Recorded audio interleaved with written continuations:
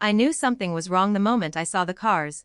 My mother never hosted family meetings on a Tuesday afternoon. She preferred Sundays, when everyone was rested and polite.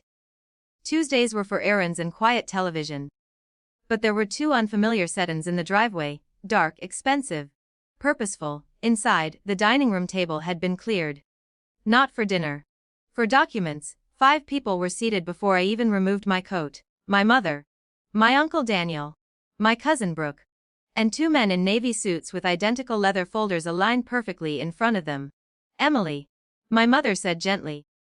As if this were a birthday surprise, I stayed standing. One of the men introduced himself as Mr. Halpern. The other nodded but did not smile.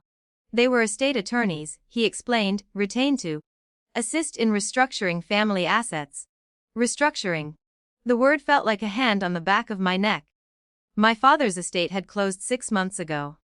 The probate process in Ontario had been thorough and very public. I had signed everything required in a courthouse in downtown Toronto under fluorescent lights that made grief feel administrative. The inheritance was lawful, clean, final, and apparently inconvenient. My mother began carefully. We've all been discussing what's best for the family long term. I waited for the word "we" to land somewhere. It didn't.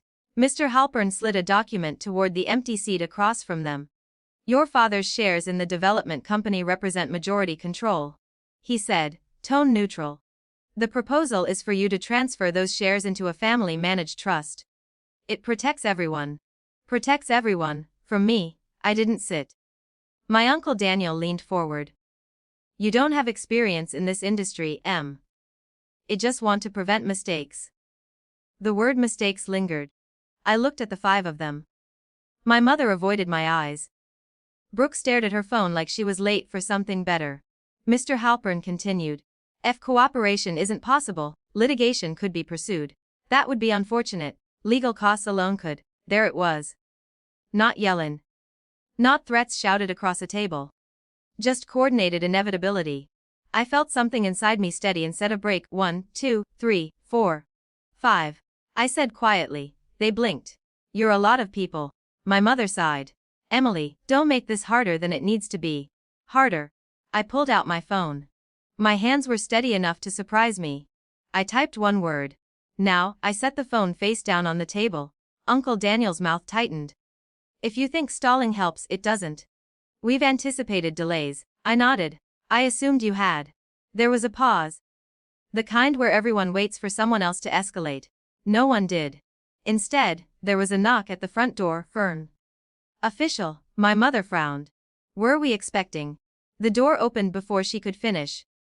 2 uniformed officers stepped inside, followed by a woman in a gray suit holding a thin folder embossed with the seal of the Ontario Superior Court.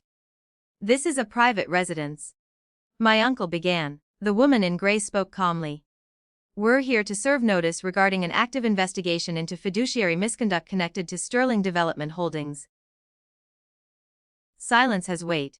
I learned that in that moment. The folder opened. Names were read. Daniel's first. My father had not been careless. In the final year before his illness worsened, he had hired an independent forensic accountant. Quietly, he'd asked me to sit in on those meetings, even when I didn't understand half the terminology. Just listen, he'd said. I had listened, and when I inherited controlling shares, I also inherited access. 2 months ago, I had forwarded irregularities to the proper authorities. Not dramatically, not vindictively. Procedurally, now the procedure had arrived. Halpern stood slowly. This appears unrelated to. It is directly related. The woman replied evenly. Carter is listed as primary reporting party. My mother finally looked at me.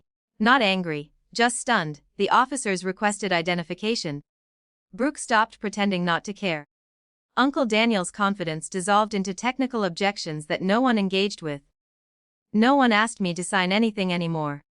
I picked up my coat. At the doorway, my mother's voice reached me. Emily, you could have told us. I considered that. You caught at a family meeting, I said. It wasn't. Outside, the air felt sharper than when I arrived. There was no celebration in it. No satisfaction swelling in my chest. Just a quiet recalibration. They had gathered 5 people to corner me. I had brought one system that didn't require volume. The door closed behind me. And for the first time since my father died, the weight on my shoulders felt earned, not assigned.